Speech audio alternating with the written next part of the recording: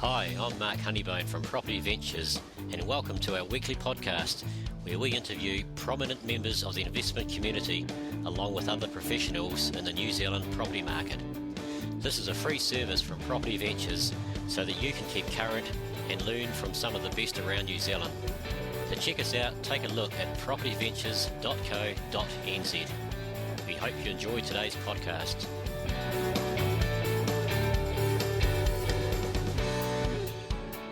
Hi and welcome back to part 2 of this podcast with Kyle Elmer from Dunedin. We continue to go on now with building other incomes or other businesses that helps and subsidises his property portfolio. So have a listen in, there's real gems in this part of the podcast. I'm sure you'll enjoy.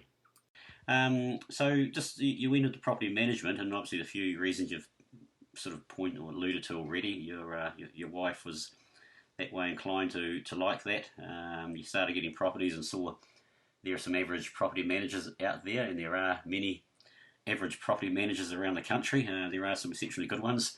Why else? Basically, we got to the point where we were full-time when we arrived over here, and we saw that the market was really pushing. So we basically had some cash from a major renovation project we did in the UK on our own home, and it created a lump of equity, and we used that to buy our home over here pretty much outright. But then we thought, actually, well, the market's really moving, so we should try and do whatever we can to get ourselves positioned for as this market's taking off. Right. So we actually bought 3 or 4 more, did a load of renovation work to them, refinanced them up, bought another couple, and just rolled that project until we basically stalled ourselves, really. And at that point, the banks basically said, "Okay, you're now rent heavy on your incomes, so you really should look at either getting jobs or a business or something else other than the rents, just to spread the risk a bit, i.e. their risk a bit."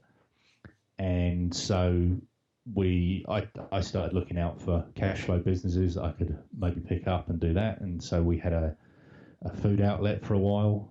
For a couple of years, we had a cash flow food business and ran that for a while with quite a good team in there, and realised quite quickly that by doing that, it achieved 2 things for the bank. One, it gave us plenty of cash flow coming in, but it also slowed us down anyway because our mindset got taken over to the business and not so much on looking for the next property deal. So they actually managed to achieve what they wanted quite quickly, which was slow us down and improve our cash. So to be honest, looking back on it, it was probably a really good thing that they did it to us, because it got our mindset away from the property and thinking actually business is an option as well. And maybe we should look into this. As it was, the food one wasn't necessarily the right one for us, so we decided to sell that on, and we hadn't run it into the ground, so we managed to sell that, which was a good thing. As most people know, most businesses tend to fall over in the first 5 years, so it's good not to be one of those stats. Yep. And so we'd say, okay, let's do what we know we do well. And Tanya said, right, well, we'll start our own property management business. We had a number of people that kept saying to us, could we look after theirs as well, because they knew we were full-time. And so we said, well, if we're going to do it, we'll do it properly. We'll start the company and we'll go from there. And yeah, that was nearly 8 years ago now, 7.5, 8 years ago now. And so again, we're not part of those stats. So you beat the 7-year syndrome. Yeah, we've beaten the 5-year statistics, so we're happy, and seem to have a lot of good following, and just gently building things up. We're currently managing around about 250 properties, depending on the time of year where things move in and out. But yeah, probably average around about there, and just looking to gradually grow that through.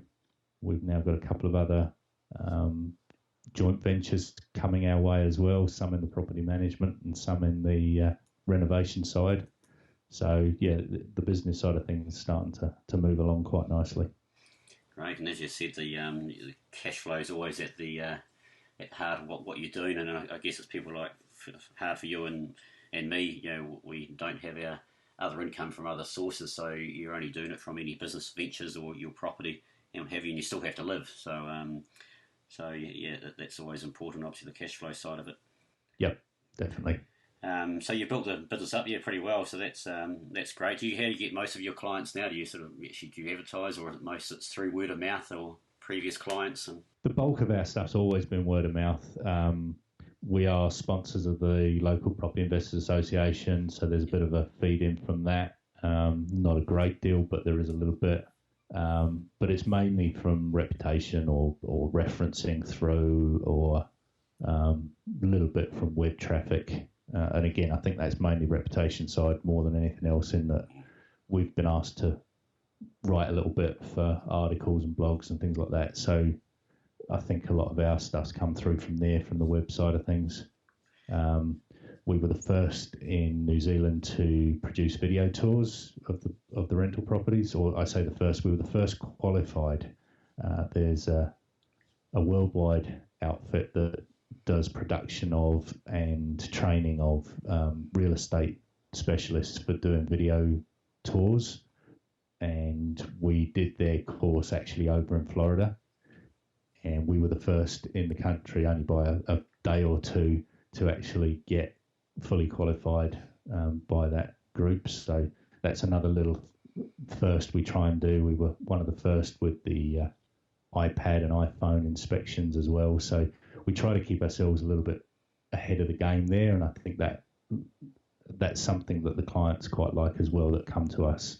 They tend to like that fact that we're always striving to try and better the service we can give them, rather than just sit back on, wait for the cash to come in. Yeah, and you just can't do that these days, and you're doing that so well. Just trying to stay just slightly ahead of the game and always trying to improve. I'm a firm believer you don't stay the same. There's no way of staying the same. You either get better or worse. So you have to keep improving yourself to keep getting better, I guess. Well, exactly. It's like yourself with doing the podcast on top of the actual property work. You don't need to do podcasts, but it's something that the market probably wants, and therefore you've got to get out there and learn how to do it and make sure you do it right. And that's another little part of your service, isn't it? Yeah, it is. Saying it might have created a bloody monster. It's got so popular now, and it's been quite humbling, the amount of the feedback I get every day, every week.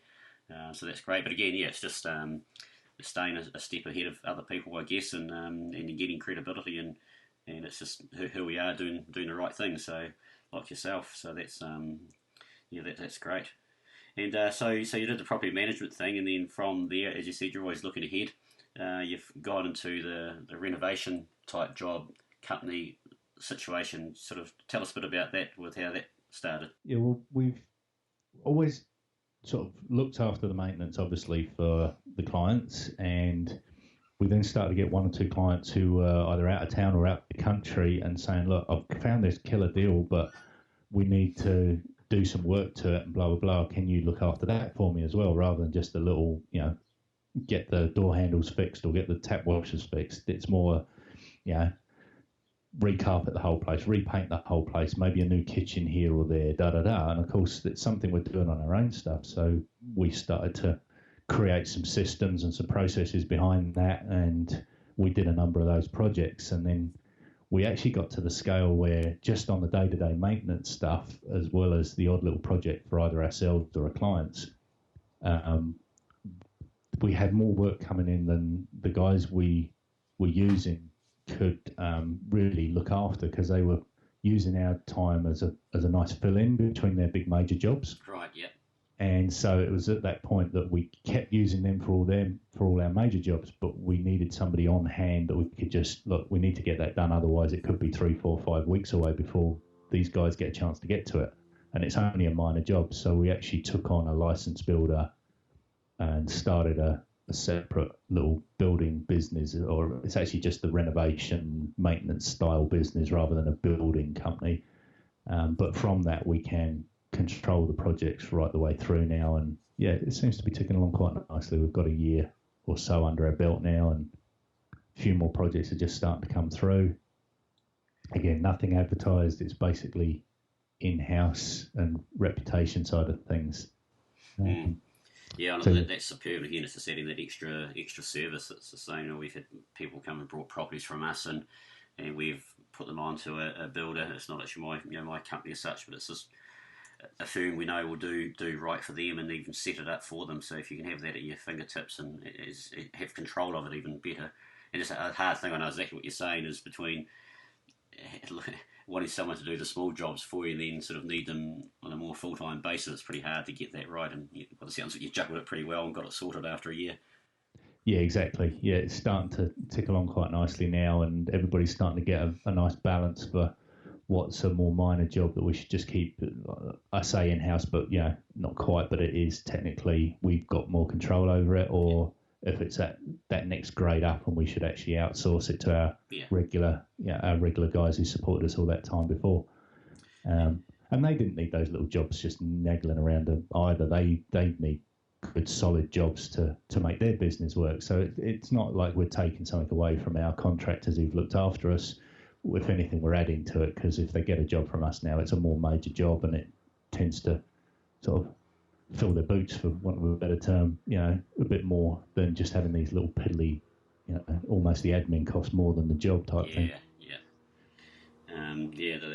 That's great. And I'll put a wee plug in for you. I've had a few clients have used you and your team down there, and they've all been a very, very happy people. So in fact, my latest testimonial was from a client you actually did some work for down there. So keep up the good work.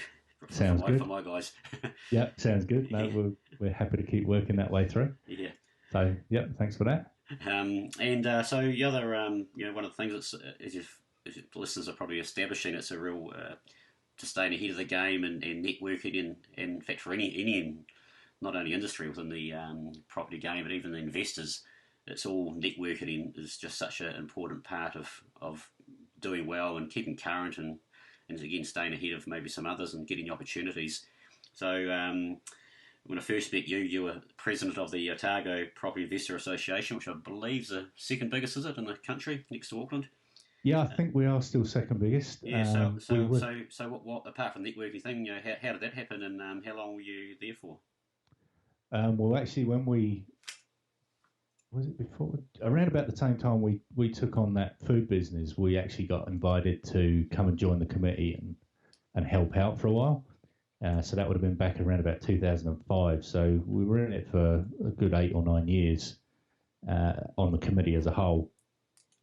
And basically, when we first arrived in the country, we were trying to get ourselves established, and in that first week, you've got to try and get a vehicle and try and find somewhere to live and all those sort of things you normally hear.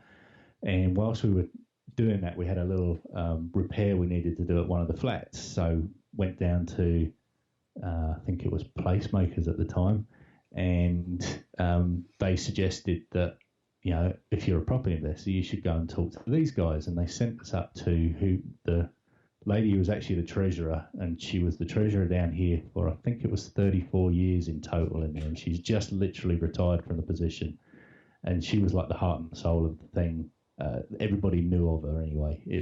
She was the main contact point. And we got sent to her little house, around the kitchen table, cup of tea, and signed up to be in the Investors Association. And, oh, by the way, the Christmas do's coming up next weekend, so you should come along to that and you can start meeting people.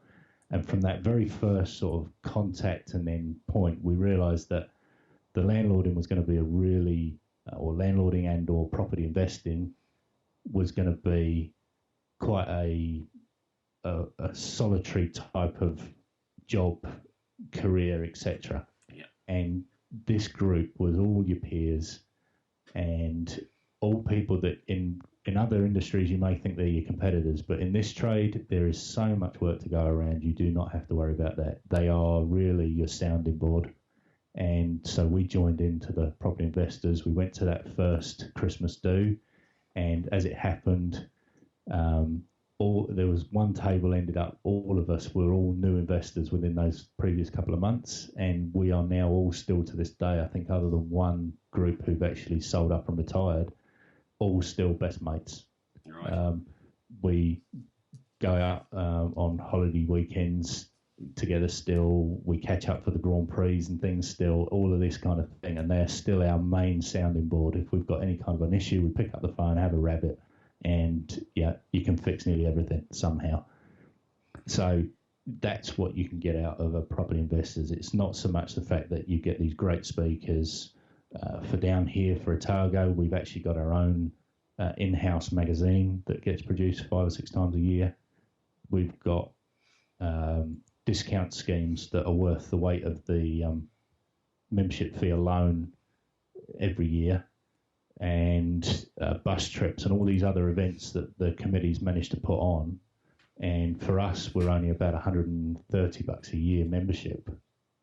And for that sort of value, you get all of those bits and features and things, but it's when you catch up with people for a beer after a meeting or after a bus trip or something, that's where you get the real value out of it.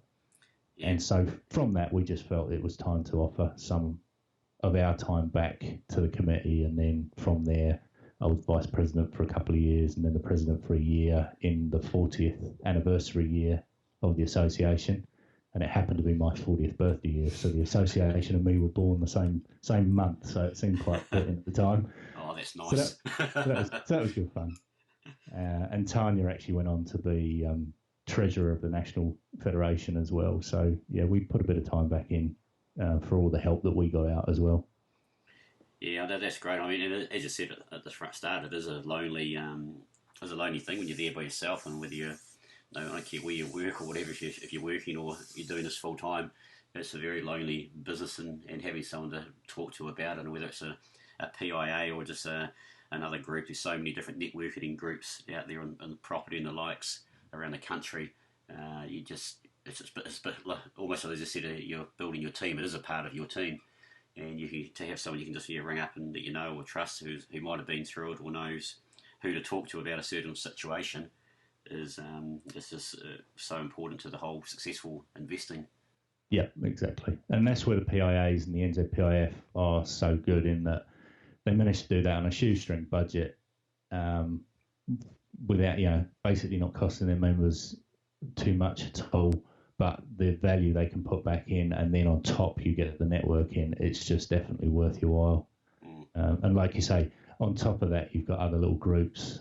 I've just recently started with a group of a few clients and friends here, a monthly lunch, and it's like a wee mastermind lunch, and we basically all sit down and just have it's open amongst ourselves, that we can just bounce anything in there, just sound off, see what comes out of it, and we know it's kept in the group. Yeah, you're just safely able to just open up, not worry that somebody's going to say something or whatever. But just for the last 3 or 4 months we've started that, all of us were a little bit flat and not really necessarily doing as much as we had in the past on the property stuff. But now all of us have suddenly all got projects on the go. We've all got that kick up the backside of just, such and such was doing that. Oh, why am I not doing something? Yeah. And suddenly you're off, and it's that kind of thing that if you're on your own, you'd have just left it there and stagnated a little bit. But as a group, suddenly you're kicking yourself up the backside, and you do get out there and get on with it, and you go forward. Yeah, no, you're right. So moving sort of a wee bit forward, we've mindset's obviously a big part of what you do. I know it is how I do things, and you're always, as people have heard, you're always thinking ahead of different opportunities, and it's what you've done. It sort of almost seems like a logical way you've gone from the property management, because you had issues in properties, and then you saw another opportunity of you needed to renovate properties and had a clients needed it, so you went into that. Just if you can, I mean, just tell us a little bit your mindset on that, and look, you're obviously always looking for opportunities and what have you. Yeah, Tanya probably would say I'm too much looking for new opportunities and never actually finishing the ones I'm on. But that's what part of a good team is. That's right. Someone pulling you back. Yeah, Tanya and I are definitely sort of semi-opposite, and so we complement each other well. So I tend to start things, and she tends to tidy up and make sure they're actually done properly and not the way I would have done them. So that's always good. If you're doing this on your own, you haven't got your partner, you're not lucky enough to have your partner involved as well, your wife, partner, life partner, whatever it might be, then, or if both of you are of a similar style and there's always gaps in it, you need to find those people that you can help you. They can either become an employee, they could become a partner, a joint venture person, but you need somebody to fill in those gaps. And yeah, we have done a lot of work over time studying, at conferences, at seminars, at courses and things like that. And that's some of the other stuff that we try and bring to our clients, is the knowledge we've picked up as we've gone along. But we've done sort of personality profiling type of things, so we knew where the gaps were in our natural directions. And so we could fill in those gaps with the other people we bring in. And we use it for our staff, we use it for our contractors, etc. And yeah, it does work really well. And so a lot of my time tends to be actually looking out for the new information or the new people. Whilst we were on the property investors committees, it meant we had access to these speakers and we could actually help other people hear from these people, like Amy Scott that we had at one of the conferences, and she had what's called the Dixon's Dots profiling type of thing. Yep. And that goes really well for anybody involved with tenants and or landlords, and you can actually start to understand what the person in front of you, what their mentality is, what their style of learning and or interacting with you is, and you can sort of characterize them a little enough that it means you can project what you're trying to say to them in a way where they're going to understand it, even though it may not be the right way, the easiest way for it to come out of you. It's the reception that's more important than the production from you. So that kind of thing is stuff we're always looking into and trying to be, as good as we can be. The Kiyosaki stuff, we still to this day have a version of some of the stuff in that original book. We monthly, Tanya produces a statement of position for us, so we know exactly how we've done over this month.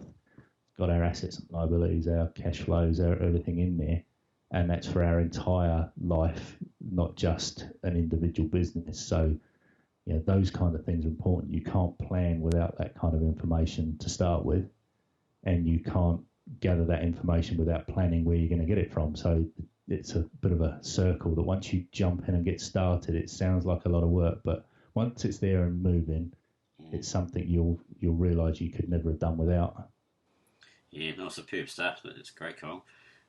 It's all about what you don't know, and that's with the mindset. And by doing those, in fact, now those monthly schedules, they'll be a real powerful tool with all the things you've got going on.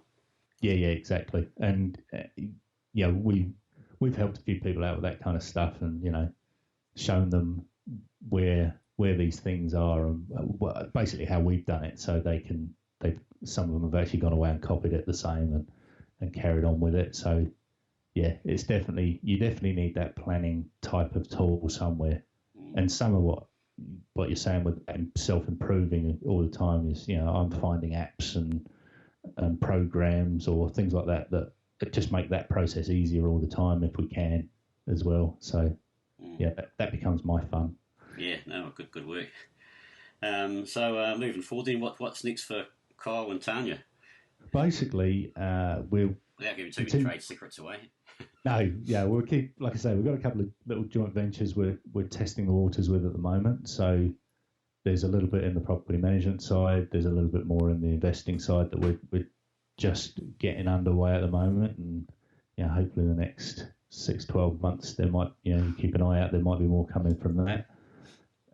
There's definitely a plan to hopefully pick up a few more properties as we go, but again, it's mainly around now lifestyle. Anything we do needs to be adding to our lifestyle, our plan for where we want to be. So a property purchase is only because it's going to achieve something, more cash flow that means we could maybe take a trip, or a business opportunity that means that it frees up some of our time so we can enjoy other things. So yeah, that would be good. I'd like to get back to my golf teaching, and again, some of these business things might allow me to get some time, and I might go back to concentrating on. I actually probably didn't cover that at the start, but I of actually a qualified golf professional. Was that in the UK before I came back here, so it'd be nice to go back to some of that. I didn't And know about you, mate. Well, I want some more time to learn how to play golf better than I currently do. So we need yeah, to get together. exactly. Well, we might, never know. We might end up with a Property Ventures golf tournament or something. Yeah, that sounds good, mate. Set something up over time, but Have a coaching clinic the day before. yeah, so that'll be on the radar, and just generally trying to refine everything so that there's more coming out with less time going in. Yeah, life's all about balance, and it's a hard. I've struggled with it myself not so long ago, even day to day sometimes, but it's something that people do struggle with, and it's getting it right, and you have to do a lot of hard work to get through. Any young people listening here should sort of almost be inspired for what you've been saying, how you started here with already no equity and going through, and now you get to that level, not that far down the track, just 10 years down the track, and you're looking at different business opportunities now. You've already got some really successful businesses going. It's great stuff. Yep, sounds good. So I was sort of going to ask you what key factors in building a long-term portfolio. You've probably already covered that, unless you've got anything else you want to add to that question. Mainly, well, yeah, like you say, most of it's covered in the fact that if you've got that good team around you and you make sure you understand where you really are, not where you think you are. Those controls, those, things like statement of positions and those kind of things where you can really understand where you are, what the financiers want to see, because basically this whole business is around the financiers helping you achieve what you both want. They want to earn an income from your endeavours, and you want to earn an income for your retirement or to top up what you are now. And so, getting your head around the financial side, making sure you've got everything under control there, that's a big key. Yeah, definitely. Just a personal sort of question. Banks or brokers do you use? And again, I imagine that could have been one of the things of the teams that has changed over the 10 years. Definitely has. At various times of the market, we've used both.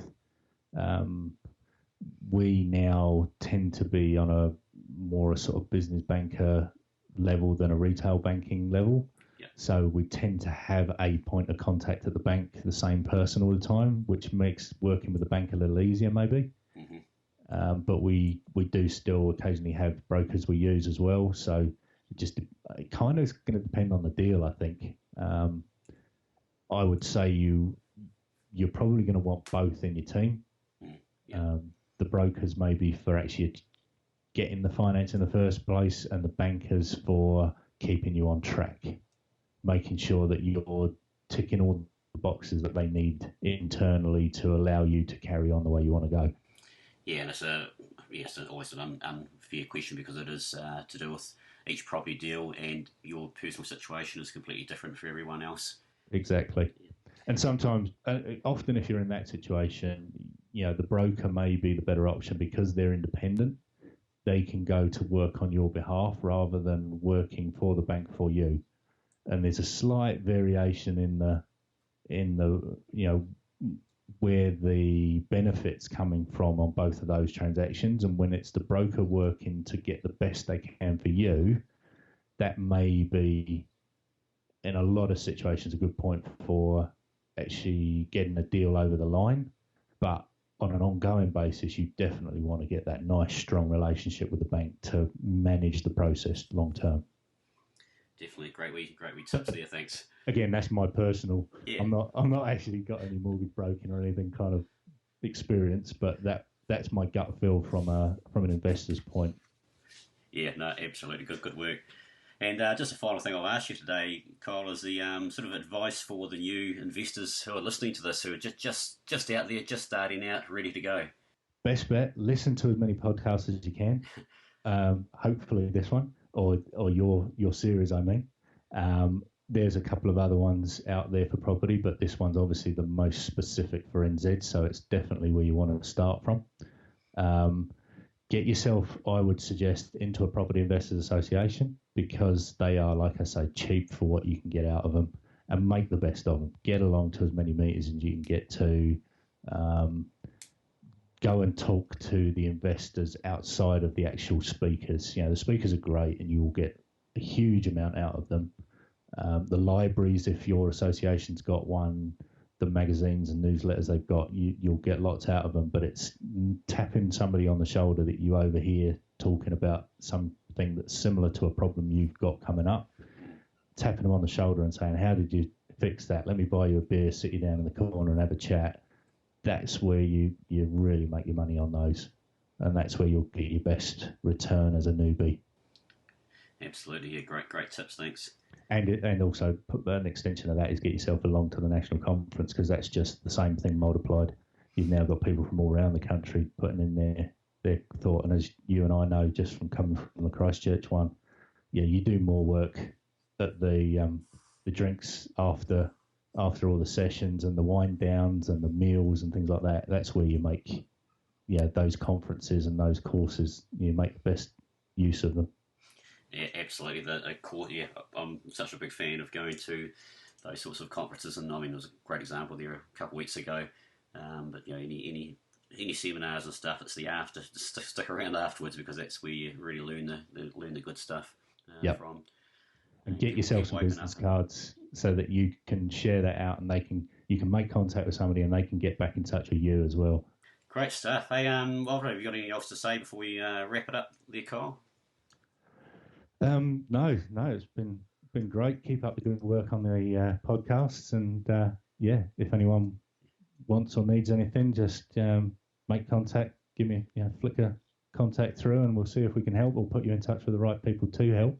And same for yourself.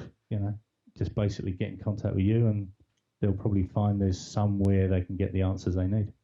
Yeah, definitely. And in fact, one of the things I like about Kyle, as I said, there are some average property management companies out there, and some very good ones. And I like dealing with you down there. You don't deal with rubbish properties or rubbish, which, as most people will know out there, they attract rubbish tenants. So I like that attitude straight away.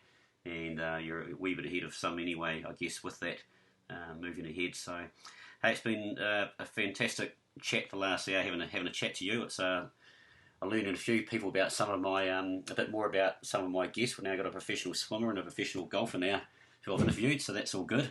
There we go. We can have our own mini Olympics soon. Yeah, that's right. Yeah, probably features Olympics.